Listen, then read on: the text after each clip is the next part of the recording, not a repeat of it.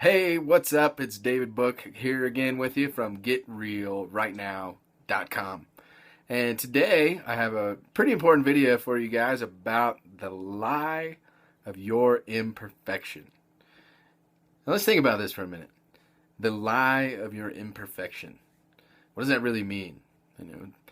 According to Don Miguel Ruiz, who wrote a book called The Voice of Knowledge, the lie of your imperfection is the idea that you are not perfect. That we as human beings, we as people on planet Earth are not perfect.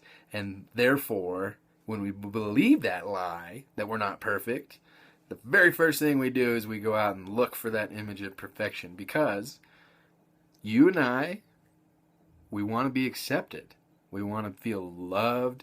We want to fit in.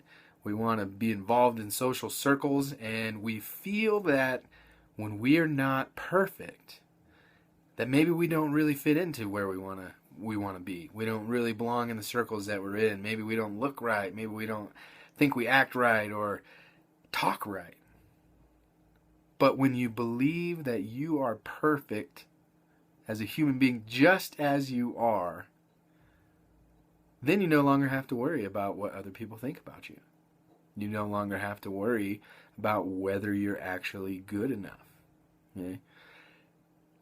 When you're a baby, just a little tiny 7-pound, 8-ounce baby Jesus, you might have not known anything except for the emotions that you had and the feelings that were coming through your nervous system and your emotional pathways. And those are the only things that you had at your disposal. You did not have any knowledge available to you, right? You're just a baby. All you can do is listen and you can feel, right? You can't talk. You don't have any idea about knowledge. You don't have any idea about the concepts of learning. You're just there experiencing through your emotions and your feelings, right? And you're taking in the world around you and you're trying to make sense of it, right? And you're just experiencing yourself in that moment. And that is what true integrity is, according to Don Ruiz, who wrote the book Voice of Knowledge.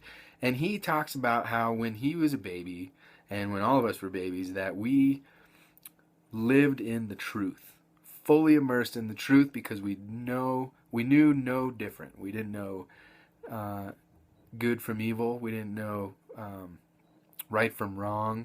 We didn't know red from blue, purple from yellow. We didn't know black from white, Asian to Brazilian to Portuguese. We didn't know about any of that stuff, right? So what happened when we started lying to ourselves about imperfection? How did we get there? How did we get to that place where we started telling ourselves that we weren't perfect and that we weren't good enough? Okay? The first thing that you do when you learn to start talking and communicating with people around you and the world around you is you start to absorb those stories and those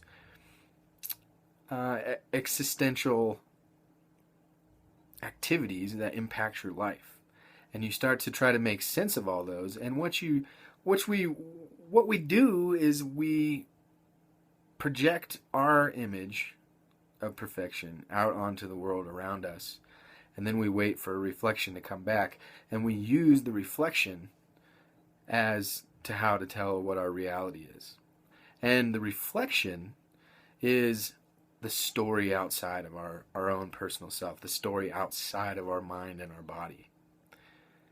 That story is told to us by other people. It's communicated to us via conversation, books, television, radio, ideas. They're communicated to us, and we choose to believe them or we choose not to believe them. And when we're young and we're just coming up in the world and we're learning, we tend to agree with stories from people whom we trust.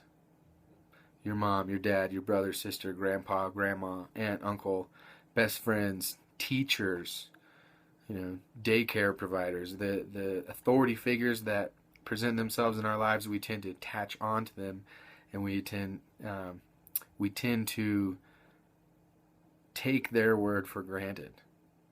And most of the time, the things that the world and people are telling us is actually not 100% bad, right?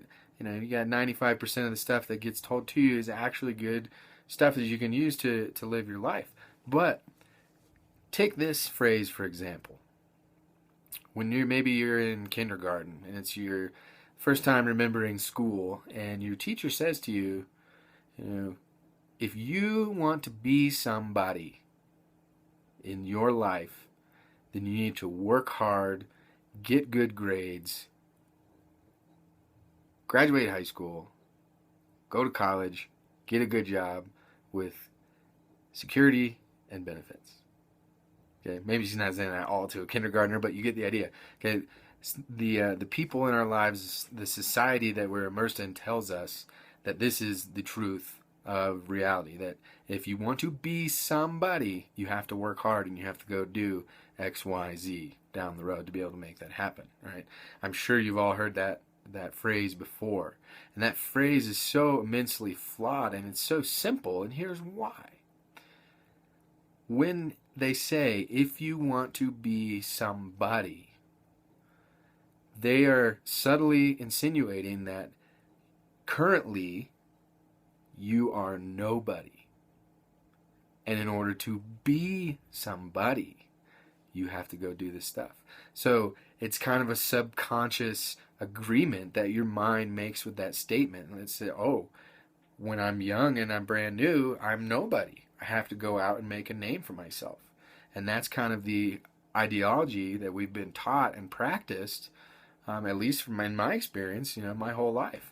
31 years now of life has told me, if you want to go somewhere and you want to be somebody, you got to go do stuff, because you are not perfect.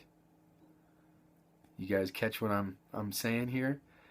When you believe the lie of imperfection, when you believe that you are not perfect, then you're lying to yourself, and you start building other lies on top of that lie to support your vision and your image of the world and the image of yourself.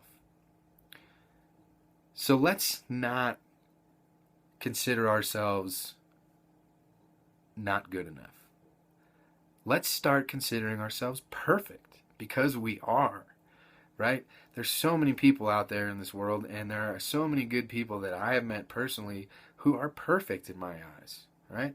They have some flaws, they have some things about them that may not be viewed as perfect by today's moral standards, today's society standards.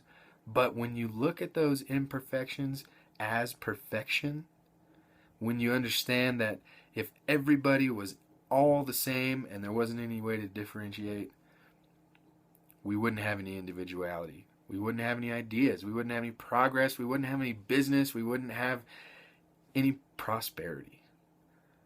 So let's look at each other as perfect human beings. Let's look for the strengths and the freedom that people can bring to our lives, and let's make it happen right now.